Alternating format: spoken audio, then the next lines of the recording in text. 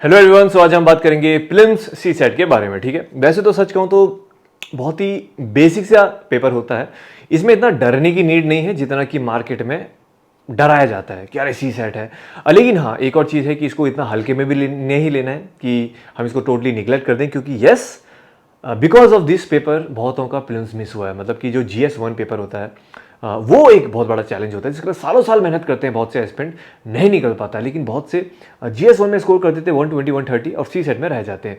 तो कहने का मतलब ये, हम इसको इस तरीके से पेपर को टैकल करेंगे, हम इसको क्वालिफाइंग ही मानेंगे, लेकिन इस तरीके से हम इसको टैकल करेंगे कि ना ही हम ज़्यादा टाइम वेस्ट करें और ना ही इतना निगलेक्ट कर दें कि यही हमारा पूरा साल बर्बाद कर दे। ठीक है, चलो सीधे स्टार्ट करते हैं without wasting the time. Prelims C set syllabus analysis UPSC CSE। सबसे पहले थोड़ा सी सेट के बारे में जानते हैं, जो आपको पता होगी, मैंने बताई भी थी, लेकिन फिर भी थोड़ा सा एक रिवाइज कर लेते हैं। देखो, सी सेट में टोटल 80 क्वेश्चन आते हैं, 80 क्वेश्चंस। जो GS1 है उसमें 100 क्वेश्चंस आते हैं। टोटल मार्क्स होते हैं 200 मार्क्स। ठीक, और यानी कि पेपर होता है 2 घंटे का। क्वालिफाइंग होता है इन नेचर, यानी कि एक फिक्स परसेंटेज ऑफ मार्क्स आपको लाना है and you will clear this paper. यानी कि आपको चाहिए होते हैं 33% ऑफ मार्क्स, यानी कि 66/200। 66 मार्क्स आपको लाने हैं, दैट्स इट। 66 बोले तो आपको 27 क्वेश्चंस करने हैं 80 में से। जैसे मैंने कहा ना, 80 क्वेश्चंस है, 200 मार्क्स है, तो जैसे एक क्वेश्चन होता है 2.5 मार्क्स का। GS1 में होता है आपका 2 नंबर का। नेगेटिव मार्किंग होती है 1/3 की, ठीक है ना, 1/3 ऑफ 2.5 मार्क्स। तो अगर गलत होगा तो उतने कट जाएंगे, 0.8 समथिंग। ये बहुत बेसिक सी चीज़ हो गई। ठीक है, 27 आपको सही करना है आउट ऑफ 80। ये चीज़ आपके दिमाग में फिट होनी चाहिए, इससे आपका जो प्रेशर है सी सेट की रिगार्डिंग वो थोड़ा कम हो जाएगा, टेंशन कम हो जाएगी। 3 कंपोनेंट्स होते हैं। एक होता है इंग्लिश, जिसमें कि आपके पैसेज आते हैं, जिसमें रीडिंग स्किल्स का बहुत बड़ा रोल प्ले होता है। दूसरा होता है मैथ्स, जिसे बोलते हैं क्वांटिटेटिव एप्टीट्यूड। तीसरा होता है रीजनिंग, जिसमें कि लॉजिकल और एनालिटिकल आती है। ठीक है, चलिए थोड़ा सा मैंने चीज़ें आपके लिए आसान करी हैं, और वो ये क्योंकि मैंने कुछ टॉपिक्स यहाँ पे मेंशन किए हैं, और इसमें मैं आपको इंपॉर्टेंट टॉपिक्स भी बताऊंगा। जैसे जो आपका सिलेबस है, सिलेबस में ये डिफाइंड नहीं है टॉपिक। सिलेबस में बस लिख रखा है कि हाँ भाई, बेसिक 10th लेवल की आपको मैथ्स आनी चाहिए, बेसिक स्किल्स पता होनी चाहिए। बट ये थोड़े से इनको मैंने खोल दिया है। ठीक है, जैसे रूल्स ऑफ डिविजिबिलिटी हो गया, रैशनल नंबर्स, ऑर्डरिंग हो गया, डेसिमल फ्रैक्शंस हो गए, इससे क्वेश्चन आते हैं ये आज। ये सिंप्लीफिकेशन इंपॉर्टेंट है, square root, cube roots important हो जाता है, न्यूमेरिकल सिस्टम हो गया, एवरेज हो गया आपका इंपॉर्टेंट हो गया। ठीक, रिमाइंडर थ्योरम हो गया, उसके बाद रेशियो प्रोपोर्शन हो गया, परसेंटेज हो गया। ये कुछ इंपॉर्टेंट टॉपिक्स हैं जहाँ से क्वेश्चन बार बार आते रहते हैं। अगेन ये कैसे पता चलेगा, जब आप PYQ को थोड़ा गो थ्रू करोगे, पिछले 4-5 साल के पेपर देखोगे, यू विल सी कि कुछ ऐसे टॉपिक्स हैं जहाँ से क्वेश्चन बार बार आते हैं। ठीक, जैसे कि आपका SI and CI, pipes and system, boats and stems, ये कुछ इंपॉर्टेंट होते हैं। प्रॉफिट एंड लॉस हो गया आपका, ठीक, ट्रेन हो गया, स्पीड एंड डिस्टेंस हो गया, permutation, combination, probability, mixture allegation, यहाँ से क्वेश्चन थोड़ा सा ज़्यादा आ जाते हैं। This is very very important. वो है डेटा इंटरप्रिटेशन। इसमें क्या होता है, जैसे मैंने कहा था कि यहाँ पे तो एक एक क्वेश्चन आ जाएगा, एक स्टेटमेंट है, उसका एक क्वेश्चन है, उसका एक आंसर। DI होता है डेटा इंटरप्रिटेशन, मतलब कि आपको एक कह सकते हैं कि स्टेटमेंट देंगे, मतलब कि एक बड़ा सा पैराग्राफ होगा, उसमें अलग अलग स्टेटमेंट्स होंगी, उसके बेसिस पे आपको एक टेबल फॉर्म करनी है, और उसी टेबल पे 4-5 क्वेश्चन पूछ लिए जाएंगे। तो यानी कि कुछ DI 3 नंबर की मतलब 3 क्वेश्चन होते हैं, किसी में 5 क्वेश्चन होते हैं। मतलब एक DI आपको 10-12 नंबर, 8-10 नंबर दिला सकता है कि झटके में। ठीक है, तो DI थोड़ा सा ट्रिकी तो होता है, आसान भी होता है, but it is very good for scoring. Calendar से रिलेटेड आ जाता है, प्रॉब्लम ऑन एजेस से आ जाता है। ये कुछ इंपॉर्टेंट टॉपिक्स हो गए। ठीक है, क्लॉक से रिलेटेड हो गया।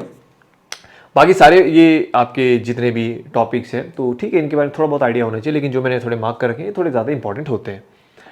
उसके बाद अगर हम बात करते हैं रीजनिंग की, तो रीजनिंग में जैसे थोड़े से लिमिटेड है।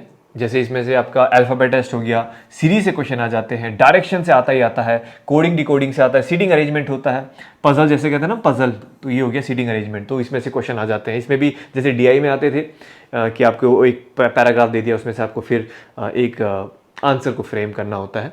तो जब आप प्रैक्टिस करोगे, then then you'll understand it better. Blood relation से क्वेश्चन आ जाता है। ठीक, अर्थमेटिक रीजनिंग हो गया, इंसर्टिंग द मिसिंग कैरेक्टर हो गया, ये आ जाता है। कॉज एंड इफेक्ट से हो गया, सिलॉग, अगेन वेरी इंपॉर्टेंट सिलॉग, तो यहाँ से कुछ अच्छे खासे क्वेश्चन आ जाते हैं। Cubes and dices, analytical reasoning, तो ये कुछ सब टॉपिक्स हैं ऑफ द रीजनिंग पार्ट। ठीक है, उसके बाद इंग्लिश की मैं बात करता हूँ। देखो, इंग्लिश का एज सच कोई डिफाइंड सिलेबस नहीं है। मैं सिंपल सी आसान भाषा में बोलूँ कि अगर आपकी इंग्लिश अच्छी है, आपकी ग्रामर अच्छी है, आपकी रीडिंग स्किल अच्छी है, आपकी वोकेबलरी अच्छी है, तो ये पार्ट आपके लिए आसान है।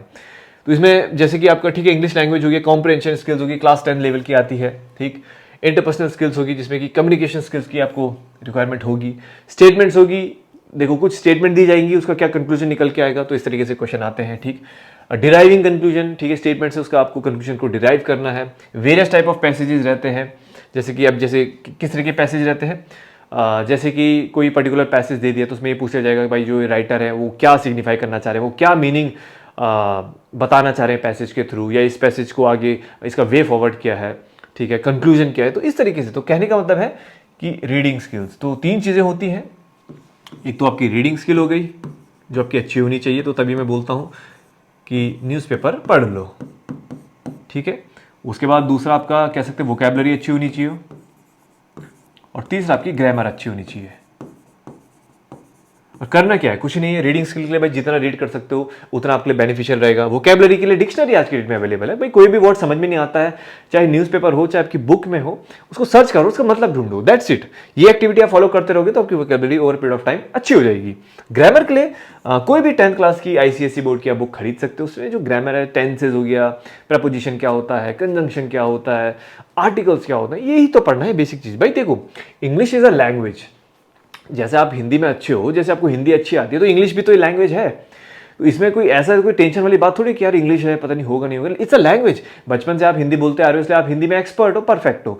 इंग्लिश को भी थोड़ा प्रैक्टिस करोगे, बोलोगे, थोड़ा सीखोगे, सुनोगे, समझोगे, तो इंग्लिश में भी परफेक्ट बन जाओगे। तो don't take this as a subject, this is not a subject, this is a language. इस चीज को ध्यान रखो, आप लिटरेचर नहीं पढ़ रहे हो, आप इंग्लिश लैंग्वेज पढ़ रहे हो, प्लीज रिमेंबर दिस।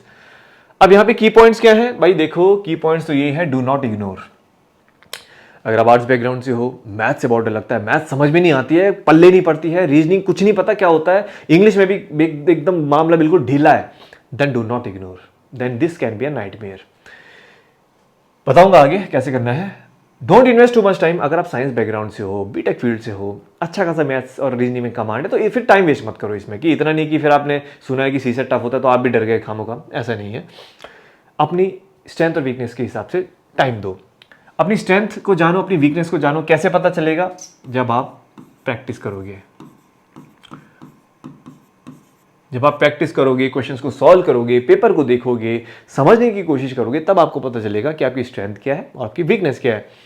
मैं कहता हूं जो आर्ट्स स्टूडेंट्स है थोड़ा उनको फोकस ज्यादा करना पड़ेगा, डिपेंडिंग कि अगर आपकी क्लैरिटी कम है, अंडरस्टैंडिंग कम है, नहीं पढ़ा पहले कभी, तो आपको थोड़ा टाइम देना पड़ सकता है, ठीक। जो साइंस स्टूडेंट्स हैं तो ठीक है, बचपन भर में मैथ्स पढ़ रहे हैं, बीटेक वाले मैथ्स और फिजिक्स पढ़ रहे हैं, मैथ्स में अच्छे हैं, और फिर वो जो लॉजिकल और जो एनालिटिकल रिक्वायरमेंट होती है रीजनिंग की वो भी अच्छी होती है, और इंग्लिश है, फिर मैथ्स रीजनिंग में इतना स्कोर कर दोगे, इंग्लिश में नीड ही नहीं पड़ेगी, समझ रहे हो। Give time as per your need, अपनी नीड के हिसाब से टाइम दो। अब मैं फिक्स टाइम नहीं बोल सकता कि आप ऐसा करो कि हफ्ते हफ्ते में CSET का पेपर लगाओ, नहीं भाई, आप अभी कहाँ पे स्टैंड करते हो उसके अकॉर्डिंगली आपको टाइम देना पड़ेगा ना। आप एकदम परफेक्ट हो, सब कुछ क्लियर, तो हो सकता है कि आपको एग्जाम से 2 महीने पहले वीकली बेस पे प्रैक्टिस करना पड़े। अगर आप बहुत ज़्यादा वीक हो सकता है कि आपको 6 महीने पहले से वीकली बेस पे प्रैक्टिस करना पड़े। It differs person to person. तो इसके लिए क्या करना पड़ेगा आपको। अब आप बोलोगे कि ये कैसे पता चलेगा मुझे कि मैं कहाँ पर स्टैंड करता हूँ, भाई मेरे को तो उतनी समझ नहीं है, मैं अपने फिगर आउट नहीं कर पाता हूँ, तभी तो मैं आपको एक टास्क दूंगा। और आई थिंक मैंने बताया भी था आपको, बहुत बार मैंने बता चुका हूँ। कोई भी एक पेपर लो, एग्जाम्पल के तौर पे मान लो 2022 का पेपर लो, ठीक, इसको सॉल्व करो प्रॉपर UPSC के तरीके से, 2 घंटे इसको सॉल्व करो, इसके क्वेश्चन आंसर कुछ नहीं देखना, सॉल्व करो, पेपर उठाओ, प्रिंट आउट करो, सॉल्व दिस पेपर। उसके बाद देखो कि आपका कितना मार्क्स आ रहा है, इसमें टोटल रीजनिंग में कितने सही है, क्वांट में कितने सही है, इंग्लिश में कितने सही है। उसके बाद पिछले 2017 से और 21 के पेपर निकालो और सॉल्व करो, उनको लगाना नहीं, उनको सॉल्व करो, क्वेश्चन को देखो, आंसर को समझो, क्वेश्चन को देखो, आंसर को समझो। इट कैन टेक, ये एक्टिविटी 1 महीने हो सकता है, 2 महीने, 1.5-2 महीने की लग सकती है activity, depending on the time you have. उसके बाद वापस आपने 5 पेपर, यानी कि आपने कम से कम 500 क्वेश्चंस को समझ लिया, यानी कि 500 कंसेप्ट्स आपने समझ लिए। वापस से अब इस पेपर को सॉल्व करो। अब ये देखना है कि अब आपके कितने मार्क्स आते हैं और पहले कितने मार्क्स आते हैं। ये जो आपका रिपोर्ट कार्ड है ये मुझे भेजोगे कि पहले जब मैंने बिना पढ़े लगाया था तो मेरे कितने मार्क्स आए थे, अब मैंने 5 पेपर सॉल्व करे फिर कितने आए थे, सिंपल। और उसके बाद जब आप मेरे को अपना स्कोर कार्ड भेजोगे तो मैं बताऊंगा कि आपको कितनी मेहनत करनी है, ठीक है। तो I will give you the solution as per your need, क्योंकि फिर मेरे को पता चल जाएगा कि आपने 5 पेपर में, देखो मैं एनालाइज कर दूंगा सिचुएशन को कि भाई 5 पेपर लगा के आपका कितना इंप्रूवमेंट हुआ है, इंप्रूवमेंट हुआ भी है, नहीं हुआ है, इंप्रूवमेंट हुआ है तो मैं आपको फर्दर टास्क दूंगा, इंप्रूवमेंट नहीं हुआ तो मैं आपको बुक रिकमेंड करूंगा, इंप्रूवमेंट जीरो है, कुछ भी नहीं है, ना कि नेगेटिव हो गया है बल्कि, तो मैं आपको लेक्चर रिकमेंड करूंगा। तो ये चीज़ होती है, ठीक है ना। तो I will give the solution as per your requirement. Resources की मैं थोड़ी बात करता हूं। देखो, अब यहां पे मैं रिसोर्सेज की ये बात करता हूं कि अगर आप एकदम बिगनर हैं, आपके पास टाइम है 1 साल का, 2 साल का, 3 साल का, एंड आप एकदम सी सेट में डरे हो, समझ में नहीं आ रहा कि सी सेट कैसे पढ़ूं, क्या पढ़ूं, लेकिन सी सेट की तैयारी करना चाहते हो, तो एड्यूटाइप एक यूट्यूब चैनल है, तो उन्होंने यूपीएससी के फ्री सी सेट क्लासेस दे रखे हैं अपने यूट्यूब चैनल पे, देख सकते हो। क्योंकि जो हर लेक्चर है 1 घंटे का है, शायद 100-150 लेक्चर है, तो जिनके पास टाइम है 2-3 साल बाद वो इसको रेफर कर सकते हैं, मतलब they can afford it, time है आपके पास, तो 1-1 घंटा हफ्ते में 1-2-3 लेक्चर भी देख लिए तो महीने में आपके 10-12 लेक्चर हो जाएंगे, साल भर में आपका लेक्चर खत्म, छुट्टी, सी साइड हो गया आपका।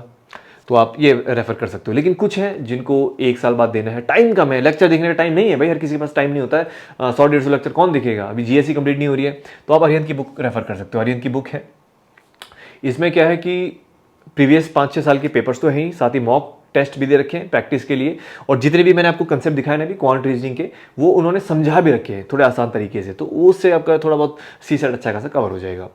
अब जो जिनका बिल्कुल अच्छा खासा कवर है कि भाई मेरा मैथ्स रीजनिंग सब बढ़िया, मुझे बस प्रैक्टिस के लिए बताओ, मुझे प्रैक्टिस करनी है, I don't want to understand this concept, मैं ऑलरेडी एसएससी बैंकिंग करके आ रखा हूँ, आप पीवाईक्यू बुक सॉल्व करो, आपके लिए मोर देन सफिशिएंट है, यानी कि प्रीवियस ईयर बुक सॉल्व करिए, प्रैक्टिस करिए, that is more than sufficient.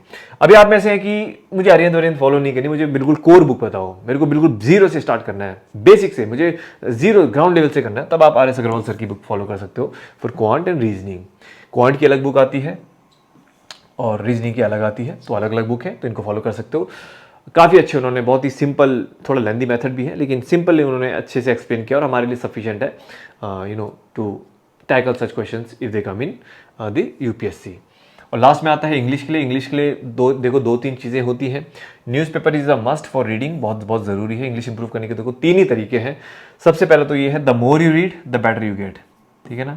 तो you have to read as much as you can. तो अच्छी बात तो है, आप बुक्स पढ़ रहे हो, आप मंथली मैगजीन भी पढ़ रहे हो, but apart from that newspaper reading will help you the more.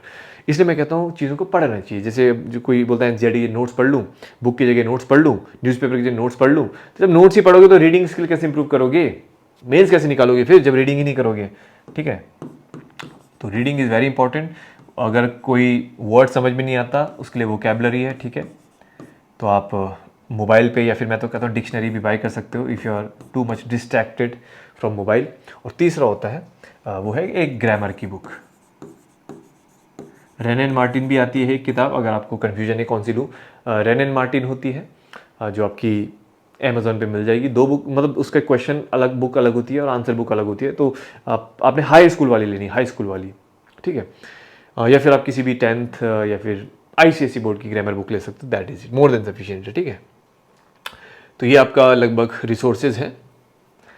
And yes, in the last, at the last I will say कि हमेशा याद रखना कि जो सी सेट है it is a qualifying paper. ये भैया आपका क्वालिफाइंग पेपर है, तो ऐसा नहीं है कि आप इसी में खो गए और फिर अपना जीएस भूल गए। ये दिमाग में रहना चाहिए कि जब आप प्रैक्टिस करो, जब समझो चीज़ों को, अगर आप मैं कहता हूँ कि अगर आप 80 to 100 स्कोर कर पा रहे हो सी सेट में out of 200, then you are on a safer side. ज़्यादा भी इतना ही स्ट्रेस नहीं करना है कि भाई मेरे 120-40 आ जाए, कोई फ़र्क नहीं है। आपके पास 66 से मार्क्स ज़्यादा आनी चाहिए। If you are getting 80-90 that means you are safe. बस प्रैक्टिस करते रहो, फिर रेगुलर बेस पे प्रैक्टिस करते रहो, क्योंकि maths, reasoning, it's all about practice, ठीक है। इनमें प्रैक्टिस मांगता ही मांगता है अपने हाथ को सेट करने के लिए। तो ठीक है, बस यही है, इट्स अ क्वालिफाइंग पेपर, तो give time accordingly. So that's it from my side in this analysis. So thank you so much guys and see you soon.